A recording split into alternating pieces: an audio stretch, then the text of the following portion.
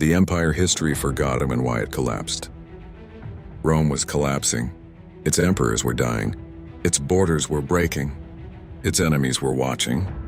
And in the middle of the desert, a forgotten city saw its chance. It rose. It conquered. It declared itself equal to Rome. And for a brief moment, it almost won.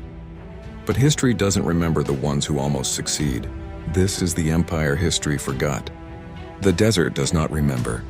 It buries. It erases cities, swallows monuments, and turns empires into dust. And somewhere beneath endless waves of sand, there once stood a civilization so powerful that even Rome feared it. But today, almost no one speaks its name. This is the story of an empire history forgot. An empire that controlled the crossroads of the ancient world. An empire built not only on armies, but on trade, intelligence, and ruthless ambition. An empire that rose between giants and then was crushed by them. And then, long before modern borders carved up the Middle East, there was a city rising from the Syrian desert. It was called Palmyra. To travelers crossing the Silk Road, Palmyra appeared like a mirage. Towering columns of white stone glowing under the sun, grand temples, fortified walls, and markets overflowing with spices, silk, ivory, and gold. But Palmyra was not just a city. It was the beating heart of a growing empire. Positioned between Rome to the west and Persia to the east, Palmyra became the ultimate middle power, wealthy enough to rival kingdoms, clever enough to survive them. Its merchants spoke multiple languages. Its leaders negotiated with emperors. Its caravans stretched for miles across the desert. And while Rome conquered with legions, Palmyra conquered with leverage. But power built between giants is fragile, and the world was changing. By the 3rd century AD, Rome was no longer invincible. Civil wars tore through the empire. Emperors rose and fell in months. Borders weakened. And in that moment of Roman chaos, Palmyra saw an opportunity that would transform a trading city into something far more dangerous, something Rome would come to regret, because from the sands would rise not just an empire, but a queen, and her ambition would shake the ancient world. The desert wind carried whispers long before it carried war. Rome was bleeding. Emperors were assassinated. Generals betrayed one another. Plague swept through cities. Borders cracked under pressure from Germanic tribes in the north and the Persian Sassanid Empire in the east. For the first time in centuries, Rome looked vulnerable. And in Palmyra, one man understood exactly what that meant. His name was Odenathus. Officially, he was a loyal Roman ally, a client king who protected Rome's eastern frontier. Unofficially, he was something far more strategic. He commanded desert cavalry faster than any Roman legion. He controlled trade routes that fed Rome's luxury markets. And he knew the terrain better than any foreign general ever could. When the Persian king Shapurda captured the Roman Emperor Valerian in battle, humiliating Rome before the world, it was Odenathus who struck back. Not for glory, not for Rome, but for leverage. He drove Persian forces back across the Euphrates. He reclaimed lost territories. He restored order in the east, and Rome rewarded him. They gave him titles. They gave him authority. But what they truly gave him was autonomy. Palmyra was no longer just a wealthy trade city. It was becoming a regional superpower. Yet power rarely rests peacefully. In 267 AD, Odenathus was assassinated. No clear motive, no proven culprit, just blood in the palace. And suddenly the empire in the making stood on unstable ground. His heir was only a boy, which meant real power would fall to someone unexpected, someone Rome underestimated, someone history would almost erase. Her name was Zenobia, and she was not interested in being Rome's puppet. She was interested in becoming Rome's rival. At first, she ruled carefully. She maintained loyalty, at least publicly. She kept Roman symbols. She paid tribute. She played the game. But behind the facade of cooperation, Zenobia was building something far larger. She strengthened the army, expanded alliances, secured Egypt, Rome's vital grain supply, and when Palmyrene forces marched into Alexandria and took control, the message was unmistakable. This was no longer a client state. This was an empire in rebellion. And then, Rome had not yet realized it. But a desert kingdom had just challenged the most powerful empire on Earth. And Zenobia was only getting started. Zenobia did not declare war. She declared independence, and she did it quietly, while Rome struggled through what historians would later call the crisis of the 3rd century. Zenobia expanded with precision. Egypt fell under her control. Syria, Palestine, large parts of Anatolia, all absorbed into what was now unmistakably the Palmyrene Empire. Not through reckless invasion, but through calculated momentum. Cities opened their gates. Governors switched allegiance. Trade continued to flow. And in every conquered territory, Zenobia positioned herself not as a destroyer, but as a restorer. She claimed to defend stability, to protect the East from Roman weakness, to preserve order where Rome had failed. It was brilliant political theater, and it worked.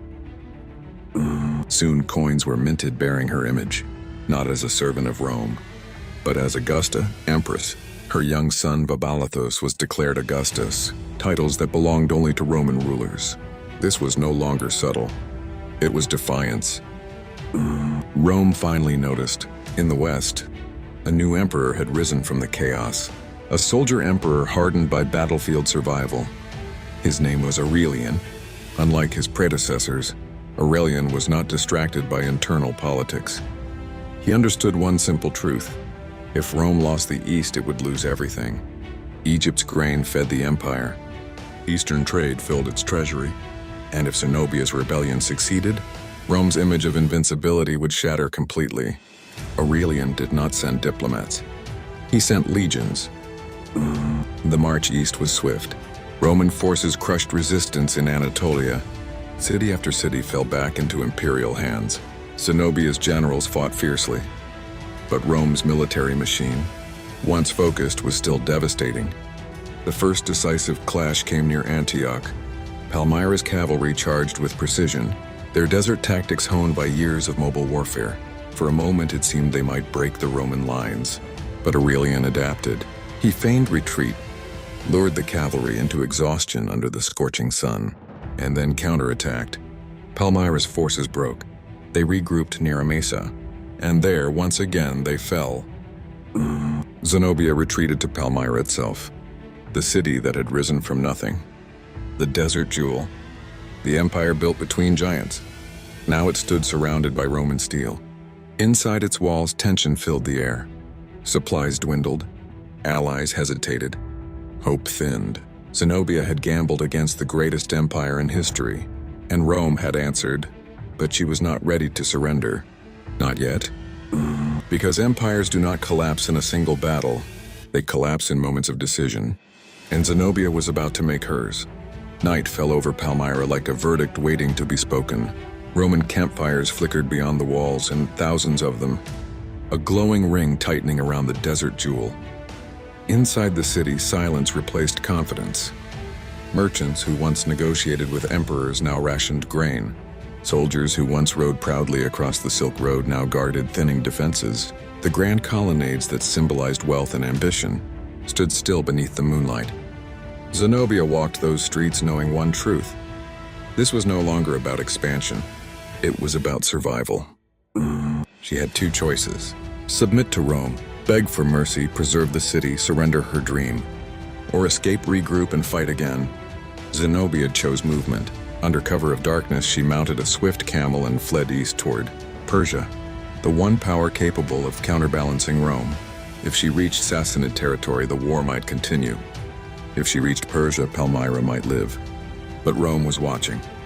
Aurelian anticipated her move. Roman cavalry pursued relentlessly across the desert, a brutal chase across sand and stone. And before she could cross the Euphrates, they caught her. Zenobia was captured. The queen who had dared to defy Rome stood in chains. Palmyra, leaderless and surrounded, had little choice left. The city surrendered. At first, Aurelian showed restraint. He spared the population. He preserved much of the city's structure. He even treated Zenobia with a calculated dignity. Because Rome understood optics, mercy could be more powerful than massacre. Zenobia was transported west, destined to walk in Aurelian's triumph in Rome. A public display of victory, a reminder that rebellion ends in chains. But history is rarely so simple, because while Rome celebrated, something simmered in Palmyra. Resentment, humiliation, anger, and empires built on pride do not die quietly. Within a year of Zenobia's capture, Palmyra rebelled again. This time Rome would not be merciful. Aurelian returned, and the second siege would not end with dignity. It would end with devastation. The desert that once raised Palmyra would now witness its destruction, and the empire history forgot would begin its final collapse. Rome does not forgive twice. When news reached Aurelian that Palmyra had risen again, killing the Roman governor and declaring renewed independence, something shifted. This was no longer rebellion. This was insult, and Rome, wounded by decades of instability, could not afford weakness. Aurelian marched east again, but this time he did not come as a negotiator. He came as a warning. The second siege of Palmyra was swift and brutal. There were no extended negotiations, no symbolic gestures, no patience. Roman forces stormed the city. Temples were looted. Homes were burned. Defenses shattered. The magnificent colonnades that once symbolized global trade echoed now with screams and collapsing stone. The desert jewel was being ground into dust. Unlike the first surrender, there would be no restoration. Aurelian understood something fundamental about power. Rebellion must not become an example of hope. It must become an example of consequence. Palmyra was systematically dismantled as a political force, its leaders executed, its influence stripped, its autonomy erased. What remained was a shell, a city that once rivaled empires reduced to a provincial outpost. And yet even in destruction something lingered, because Palmyra had revealed a dangerous truth. Rome could be challenged, not just by armies, but by intelligence, by trade, by strategic positioning between giants. Palmyra had nearly succeeded not because it was stronger, but because it understood leverage. And that is what frightened Rome the most. Zenobia, meanwhile, disappeared into ambiguity. Some accounts claim she was paraded through Rome in golden chains, humiliated before cheering crowds. Others say Aurelian spared her, granting her a villa in Italy where she lived out her days in quiet exile. History cannot fully agree, and perhaps that is fitting, because empires that rise in silence often fade in uncertainty. But while Rome survived, it was not unchanged. The crisis of the 3rd century left scars. The illusion of invincibility had cracked, and future threats would grow bolder. Palmyra had collapsed, but the idea it represented, that empires can be challenged from within, did not. And that idea would outlive both Zenobia and Rome itself. Yet to truly understand why this forgotten empire fell, we must look deeper. Because Palmyra did not collapse only because of Rome. It collapsed because of a risk, a gamble, a decision that every rising power eventually faces, and that decision changes everything. Empires rarely fall in a single moment. They fall the instant they believe they are untouchable. Palmyra's true collapse did not begin with Roman swords. It began with ambition. For decades, Palmyra thrived because it understood balance. It did not try to dominate Rome. It did not provoke Persia. It positioned itself between giants, profiting from both. It was a bridge, and bridges survive by staying neutral. But neutrality is fragile when power grows. As wealth poured in from the Silk Road, as influence expanded across the eastern provinces, Palmyra began to see itself not as a partner, but as an equal. Zenobia's rise accelerated that shift.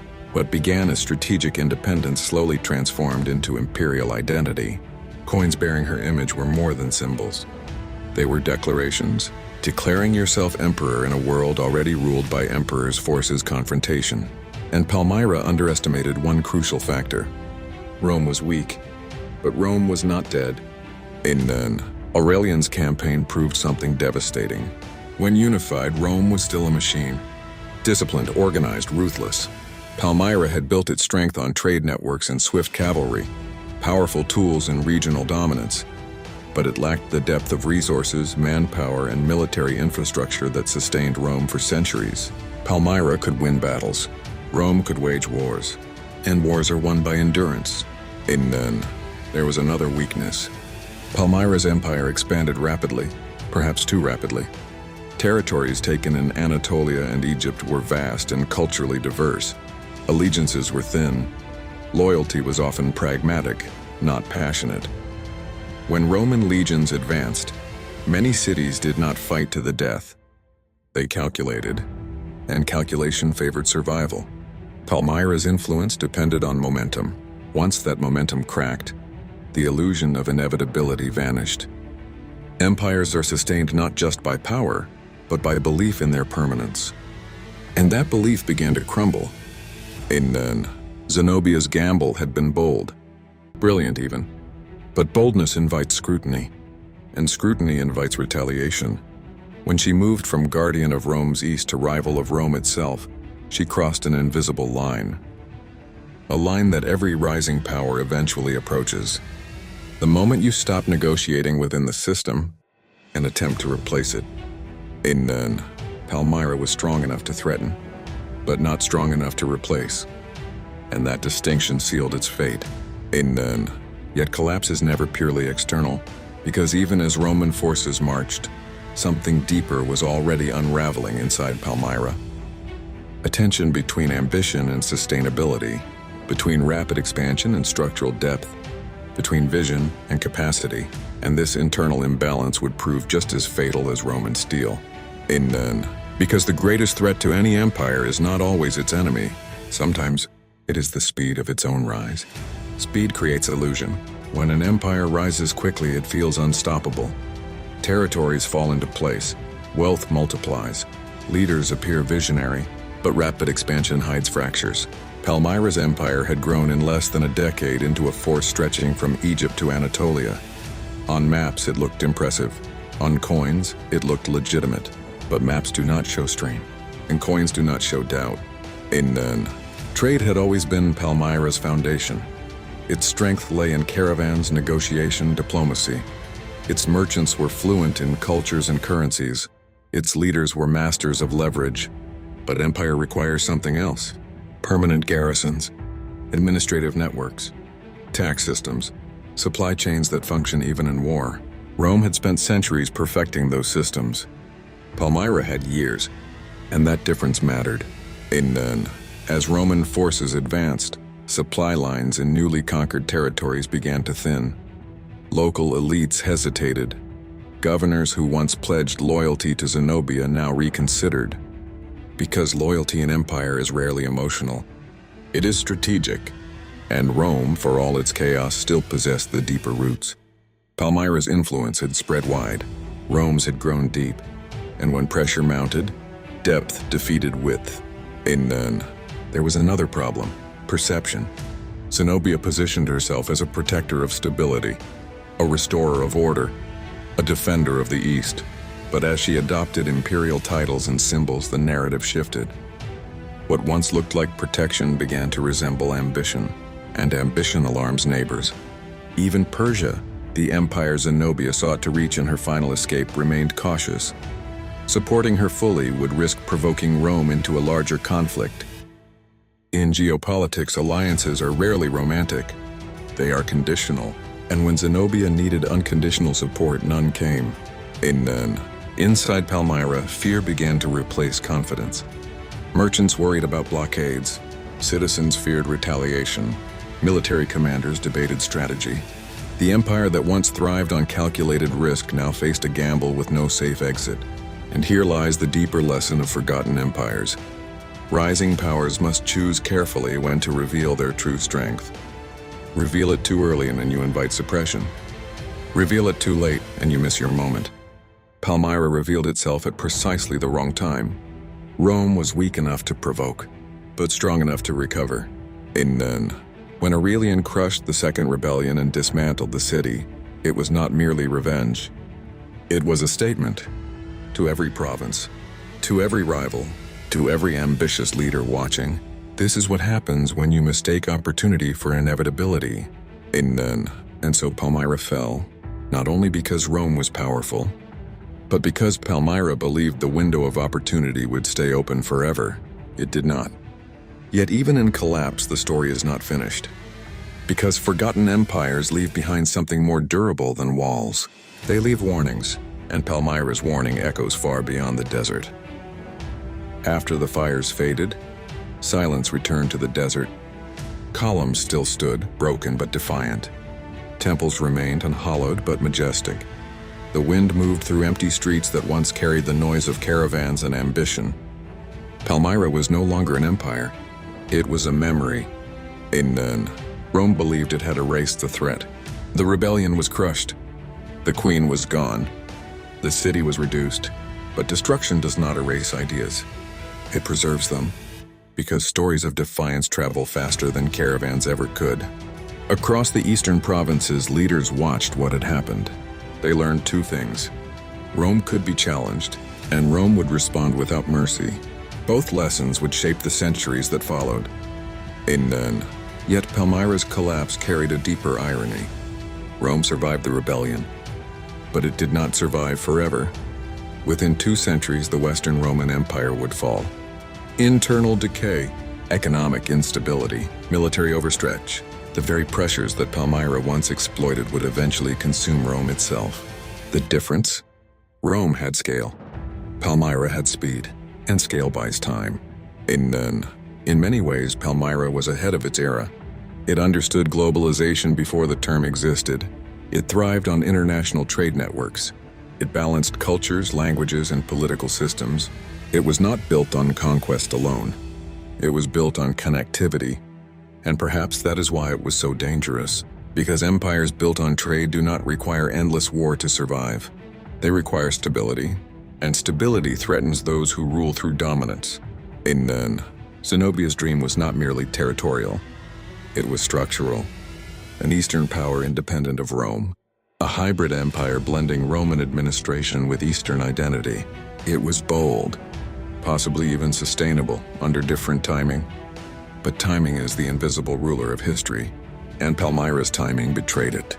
The empire history forgot did not fall because it lacked intelligence. It fell because it misjudged the moment. It rose during Rome's crisis, but it revealed itself just as Rome began to recover. And in history, recovery often comes with fury.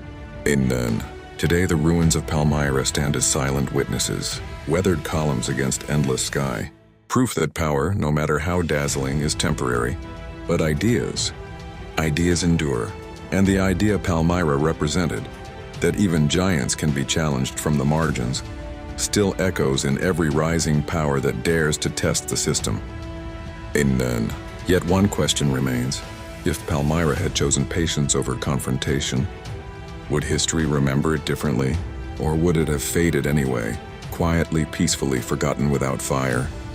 Because sometimes collapse is dramatic, and sometimes it is simply absorbed. And that final question may be the most powerful lesson of all. History remembers the loudest empires, the conquerors, the builders of massive walls, the ones who carved their names into continents, but it often forgets the ones who almost changed everything. Palmyra was one of those. Not dominant enough to rewrite history, not weak enough to be insignificant. It existed in the dangerous space between and that space between giants' core is where the most fragile powers rise. Palmyra thrived because it understood the art of positioning, between Rome and Persia, between East and West, between trade and military strength. It mastered diplomacy, it mastered leverage, it mastered timing until it didn't. Because positioning is powerful, but it requires constant awareness.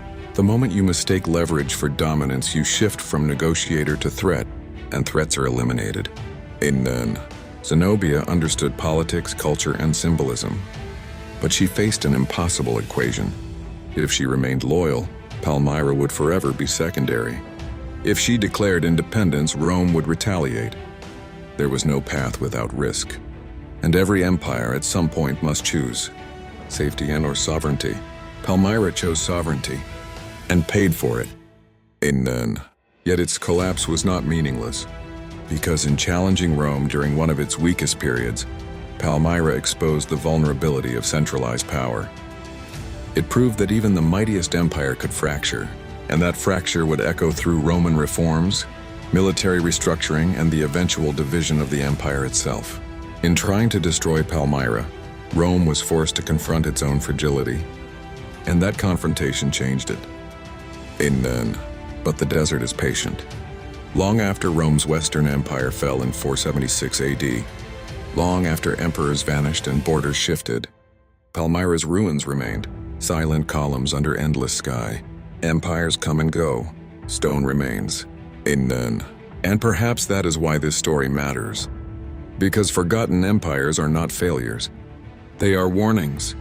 Warnings about speed without structure, ambition without insulation, expansion without endurance. Palmyra rose brilliantly. It challenged boldly, and it collapsed decisively.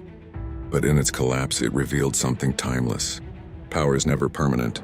It is negotiated, contested, tested, and when the test comes, only those built for endurance survive.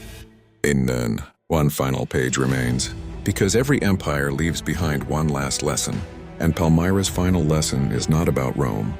It is about us. The desert does not remember, but we do. Palmyra was never meant to dominate the ancient world. It was never built to rival Rome in scale. It was never destined to survive for centuries. And yet, for a brief, electrifying moment, Taunted stood at the center of history. A trading city that became an empire, a queen who challenged a superpower, a rebellion that forced Rome to reveal its true strength. Palmyra did not fail because it lacked intelligence. It failed because it reached for permanence in a world ruled by endurance.